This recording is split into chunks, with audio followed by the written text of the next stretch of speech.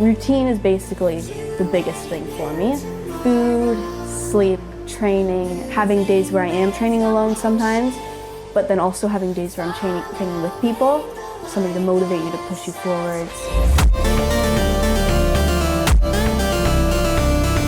Practicing, getting into the mindset. You can't always have somebody there pushing you. Like some days you might want to just focus on working with yourself. When I look back on my CrossFit career, I want to have at least made it to the games and podium. That's what I would really want. But even just getting to experience it, that would be great. That was so funny. You were like, who are you setting up to interview? Yeah. You, Paige. Okay. I don't know. Wait, what question? Paige, it's my job to ask the questions. You don't got to worry about anything. I got to do all that stuff. Okay. Yeah. Sure, it looks good. It's got some new gear. Yeah, I like it. It's so nice and comfy. It's similar to the ones that I got at my old gym built when they had their comp. I really liked that one. So, yeah, you're down in town for a couple days. You and Brennan. He's from PA, so he doesn't have. Actually, his drive isn't that much longer than yours. I think his is close to a 3-hour drive. Because he's in the western suburb of the state. So yours is what, four to get down here? It's actually 3 hours and I think 20 or 40 minutes. Yeah. Close to 4 hours, but yeah. So when we were first talking, you're like, yeah, I guess probably was talking to your mom, and they're like, yeah, we're from Canada, but it's only 4 hours or less than 4 hours to get there. I was like, I didn't know you could get to Canada in 4 hours from where I'm at.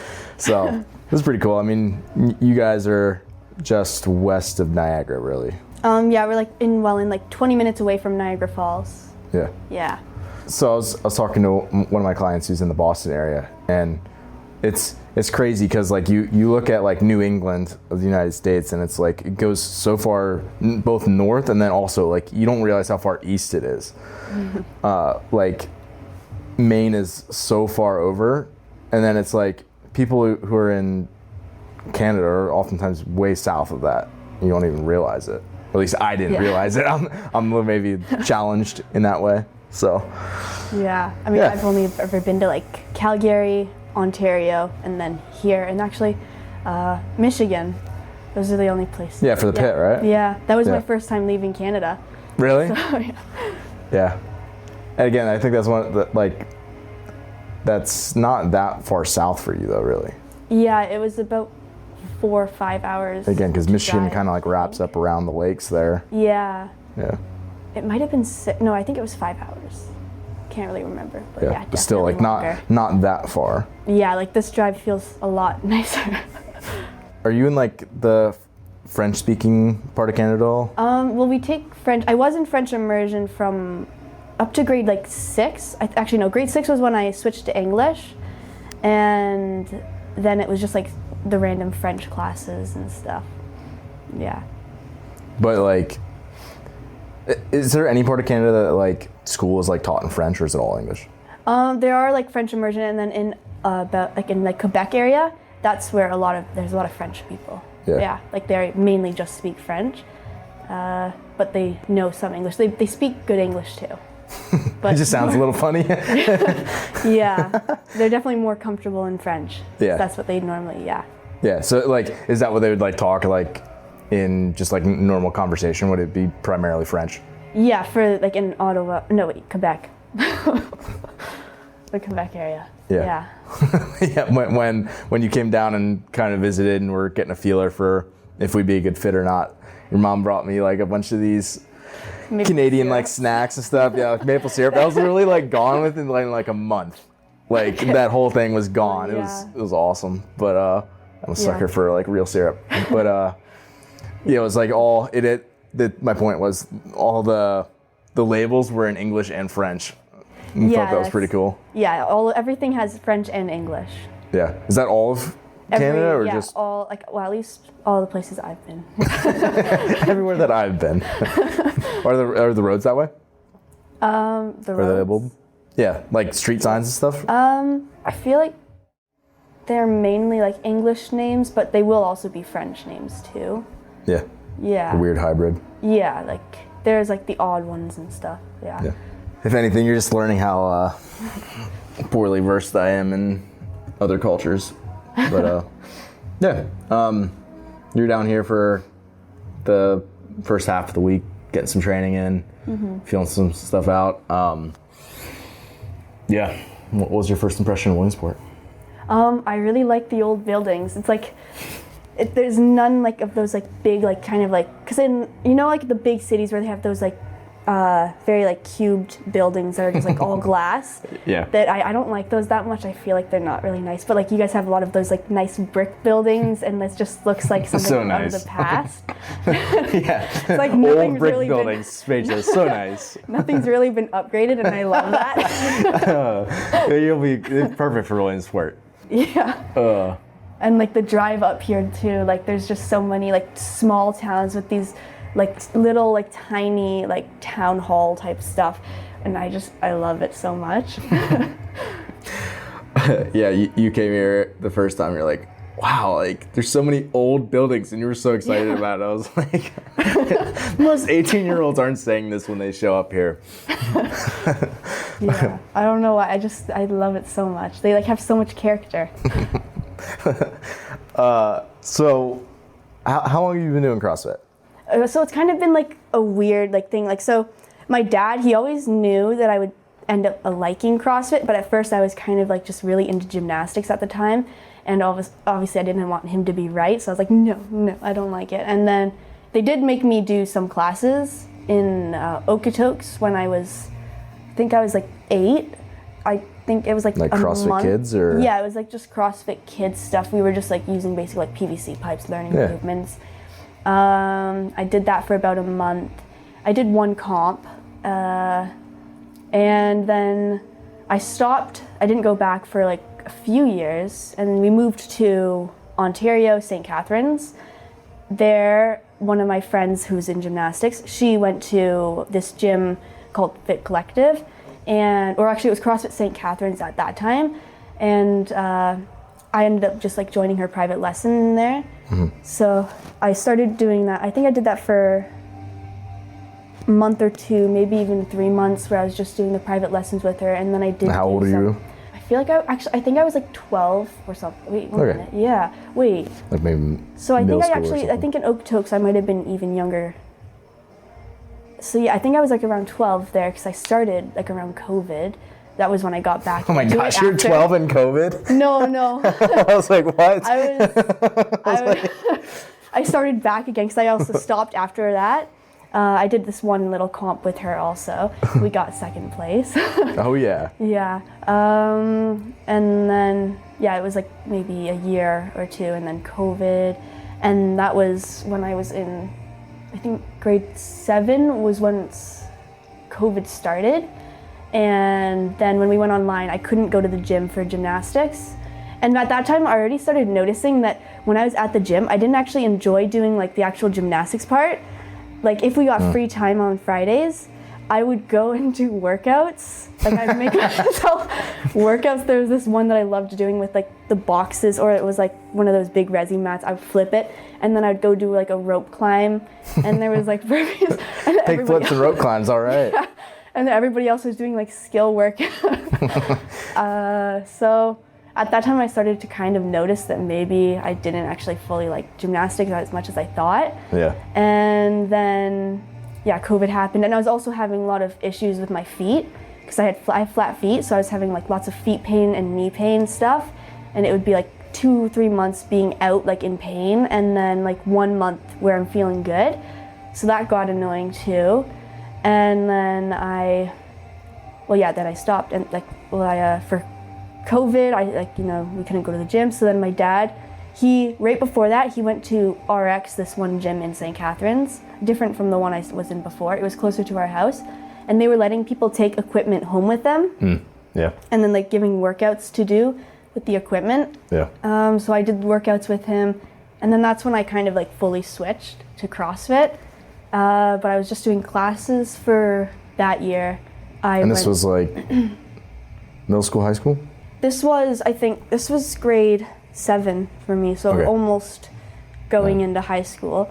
So yeah, because like in grade 8, I think that's when I started doing like morning CrossFit class, and then I would do like this lifting thing after school.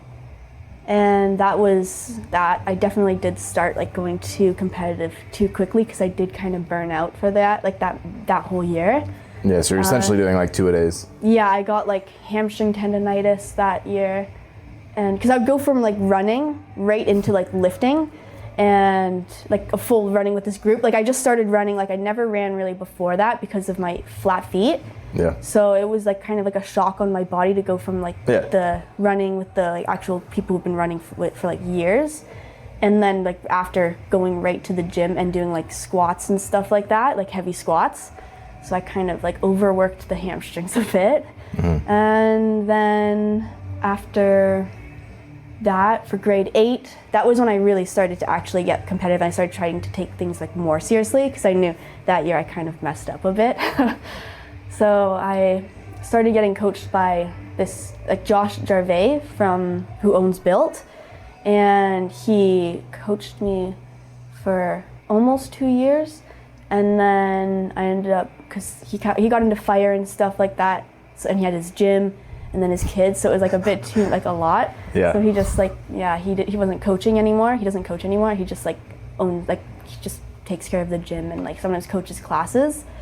And then I switched to CrossFit Connection, and then yeah, but yeah, even with like at first like that second year, I still was doing like morning and night like stuff, like one morning session for like an hour, and then like after school training. But I still felt like that was a bit much, because I was always like feeling like exhausted. Yeah. And then when I went with Michael, we kind of like took some steps back, tried to build up some of the small muscles, because I actually, in that time, that whole like 2 or 3 years, I got the hamstring tendonitis, I got knee tendonitis, I think I got a little bit of like almost close to shoulder tendonitis, like it was getting there. Yeah, a lot of like overuse stuff. Yeah. Yeah. And then later ended up getting back issues. So now, like, but with Michael, we just kind of went back and like just worked up the smaller muscles and stuff like that, working on lifting technique, because like those first few years I didn't really do much technique work for my lifts. So I was one of those people who would do snatches with my butt in the air with my legs straight and my deadlifts that way. I kind of still snatch that way, Paige. You're talking to me. Yeah, it took me a while. I really didn't want to use the legs. I wanted all lower back for some reason. So we were snatching today in one of your sessions, and we were just talking about like your setup position. It's like your hips are always going to be fairly high just because your legs are long, and if you want your knees out of the way, you kind of have to keep your hips a little bit high. Also difficult, because I was like, why can't I snatch properly? And then I realized if you try to snatch like a Chinese weightlifter who has femurs 3 inches shorter than you, it's not gonna look the same. Yeah, it's not gonna happen. Yeah, and then I also didn't have lifting shoes. Like I only started really like getting better at my squat snatches when I got lifting shoes, because I was able to actually get into like better positioning. Yeah. And that helped a lot. I think a lot of teens who get into CrossFit, which is obviously like more and more people now, is like, parents are now exposing their kids to it. It's tough, like in a class environment, you only get so much like time to like teach things, but at the same time, it's like a good atmosphere for kids to be in, because they still pick up a lot from the adults. Mm-hmm. But then they end up missing some of like the foundational stuff that like sets you up for like having just like durability.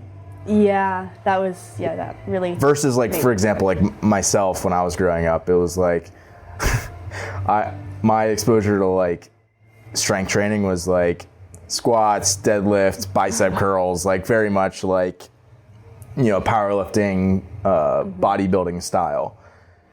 Whereas like obviously CrossFit is it's not as much focused on like time and retention. There's no like building up of individual muscle groups. So it was like some of the complexity of like those higher level movements took me a long time to learn. But then it was like a lot of like the actual like muscle tendon could handle a lot, because it was like so built up from just doing like all the volume of those reps. So it's kind of a different situation for people who grew up doing CrossFit now versus like 20 years ago. No one grew up doing CrossFit. So it was like everybody had a different background. And this is like, I think part of like your story as an athlete is like, how do I take from where I was at and continue in my journey to where I want to go? And everybody's just got a different starting place, and like everybody's got a little bit of, movement baggage and all that stuff that they carry with them. So it's just ironing some of that out as you get more mature as an athlete.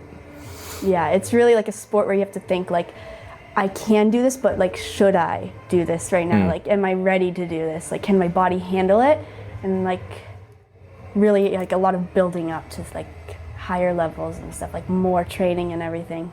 Yeah, and that was one of the big things when you came to me was like, you were dealing with like a lot of just like pain and discomfort, like particularly around your back. And it was like, you basically taken like a month off before we really started together. And it was, I feel like as I've gotten deeper into my coaching career, I'm more like, okay, being honest with people, like, hey, we'll see how long this takes. Like, I can't guarantee you we're going to get you out of pain right away. Like, who knows how long that process could take.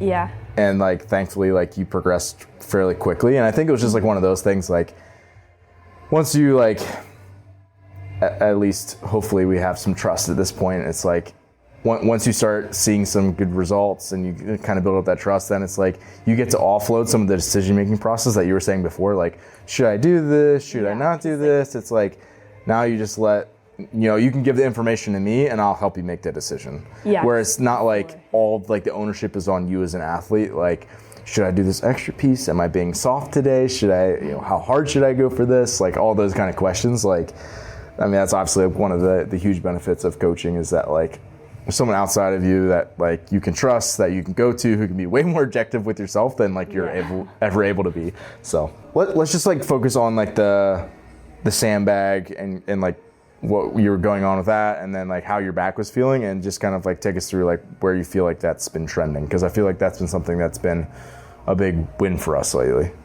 Yeah. Okay. So I think that the back issue, it had a lot of things like that were that kind of made it have like that sort of issue. Was some of the things like I think that might have caused it were I have like I did have weak hamstrings.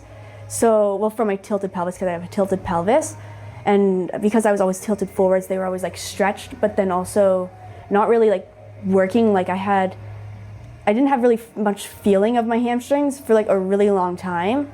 Like any movement that was supposed to work the hamstrings, I didn't actually feel the hamstrings ever. Yeah. And like the low back was just kind of like taking over for a lot of what the hamstring should have been doing. Yeah, like the hamstrings did absolutely. Yeah, we don't know exactly why this is. I mean, talking with you, I think it could be maybe a combination of like, gymnastics, they what's the word I'm looking for? Reinforce certain positions all the time, right? So basically you're in arch all the time. Yeah. And like obviously like that's not always the position you want to be in for something like CrossFit. Like there's times where you need to be in neutral and brace. There's times where you need to be in hollow or arch, or you really need much more like control of your pelvis. So anyway, we think maybe that's part of it. You had some scoliosis, like that could be part of it. So also, there could be multiple factors, but anyway, keep going. Yeah, so like even like old pictures of me, like if I would just be standing, like you'd see, like I would just always like stand over, like completely over arch. Yeah, you're like default is in arch. Yeah.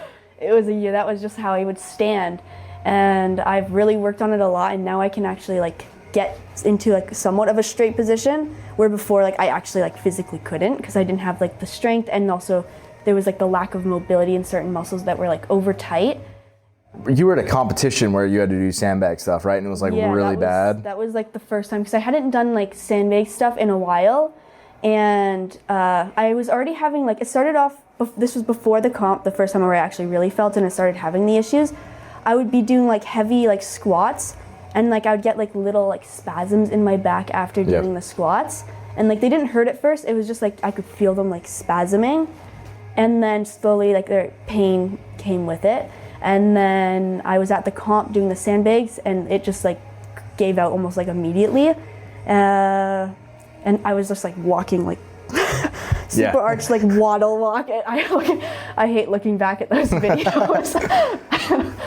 It looked horrible. But I mean, at that time, it wasn't completely giving out. when I was there, like I was able to actually carry the weight still. Kind of got through it. Yeah, like I was able to get through it, but not very good. Then I kept training. Like I don't remember taking any time like to try to like see if I could try to like relax the back and like try to get it to calm down. Yeah. I just kept training, but like I would also mention like certain things like if I ever did feel it, and I would kind of pull back a little bit because like I didn't really like the spasming and the pain. Why not? Yeah. So then the training actually got a little bit better because I was kind of taking it back a bit, like on myself. I was just like doing lower just dialing weights it and back. stuff. Yeah. And then I did the pit teen comp, and there was like a lot of lower back stuff. Like there was heavy deadlifts. Well, actually they were like at 125 deadlifts. There was one workout with that. There was a lot of like dumbbell clean stuff, and I can't really remember. There was a max snatch and the max clean and jerk, and the last workout that we were to do was sandbag carries, and I started with the cleans. Like the sandbag cleans, I can't remember how much it was, but like how many we had to do, but it was 100 pounds on like for the bag. The cleans were no problem. Like I was doing those easy. I didn't feel anything at all. The second I started walking to do my carries, Yeah. it gave out like almost immediately. And like the first I can't remember how long it was, but it's probably like a little bit longer than the length of this table. I had to drop it like every single time, like on every single line, because it was like I was barely making it over the line. Yeah. And it was bad. It was like full spasm basically. Yeah. And I did make it through, and I got like I think third in that workout, and I still placed first. So it was okay. You still won. I still won. Doing but yeah, 6 feet at a time or whatever. That's crazy.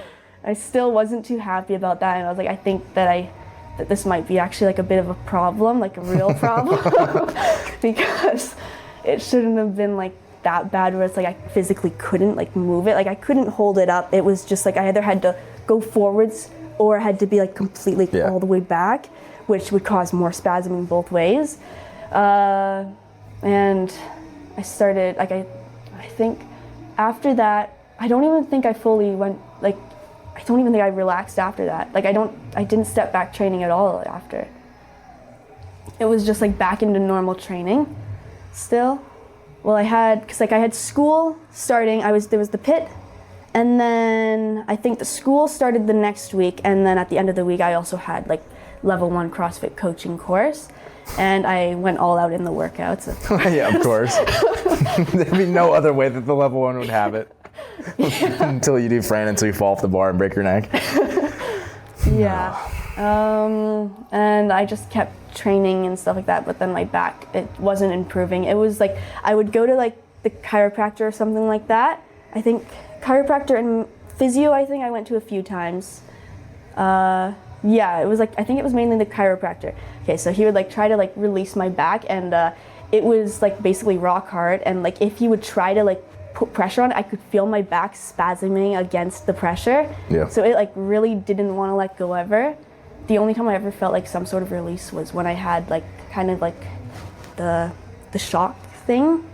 Not like a needles, TENS unit? but like it was like the little pad that you'd put on the back, and that was like the only time I ever actually got released after that. But then like a few days later, probably because like the muscle like gets tired and doesn't want to contract anymore, like, so it's like finally relaxed. Yeah. But yeah, sure enough, a few days later it was back at it.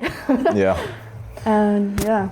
Yeah, I mean, I wish I could say we did something like super scientific to like get you out of that, but it was just like physio exercises, like working to align, like get the mobility to hold myself out properly, and then I mean, honestly, it was just like starting super low, like start with 50 pounds, because like I could barely hold and just holding it, static holds, and like making sure we're like staying in alignment and not overarching or leaning forward, just like holding good positions and doing a lot of like hamstring accessory type stuff that's like where you can't escape using your hamstrings from it. Those I think really helped. And like again, I think also it helps when you're just doing a lot more other training too. And I think for people who can handle that, it like think it's good both like physiologically and psychologically. Like, I think for you, honestly, a big part of it was just like showing to yourself that like I am capable of like handling more training and like still feeling good while I'm doing it, as long as it's like structured in the right way. That's going to be a continued part of your process, is like, you know, obviously like continuing to work on things you need to work on while keeping your body healthy and like your mind engaged and everything. But I think for you in particular, where you're at, like you were doing very little training when we first started. So it was just like getting to the point where it's like, hey, you're capable of training and like having a robust physiology where you're not like concerned about like hurting yourself or like needing to back off all the time. Like you can push through quite a bit, but then there's also times where it's like we can build in deloads and other things that have like systems in place to make sure you are feeling good. So yeah, I wish you could say it was super fancy, but it was just kind of like showing to yourself that like, okay, I'm using the right muscles now, and we're just going to keep slowly building this up and making sure that we're kind of collecting wins with it, rather than just like doing 300 feet of carries in a workout and being destroyed from it and then like waiting 4 days and doing it again or whatever. Which is easy to do in CrossFit, I think. Yeah, because I do think that after, like I do get sometimes after injuries, I do get kind of like, I don't know what it's called, but it's almost like, you know, I think it's like the phantom like injury type feeling, like almost like a phantom limb, but like kind of like you feel it's there, you feel the injury, but it's not actually still injured. Yeah, you just like guard it. Like, so I tore my ACL in high school, which is obviously like a pretty serious injury. And it was like for years, and maybe even still a little bit, like I just carry more tension in my quad in particular on that side, just because it's like I'm always like a little bit tense with it. Like, and for the longest time, I didn't want to like, for example, like I would have never been able to, like I didn't do squat cleans in high school, but I would have never been able to do something like that where you have to like use that stress shortening cycle and kind of bounce out of the bottom of a squat. Like I would have never let my body into that position. So it was always like, if I did squats, it was always kind of like controlled into the bottom of the squat and back out. So it's just like little things like that where I was like, obviously like my body was more than capable at that point because I was strong enough, I had rehabbed it effectively, like I was ready for it. It was just that like my mind didn't want to let me go there or something. So yeah, that's totally a thing. Yeah, exactly.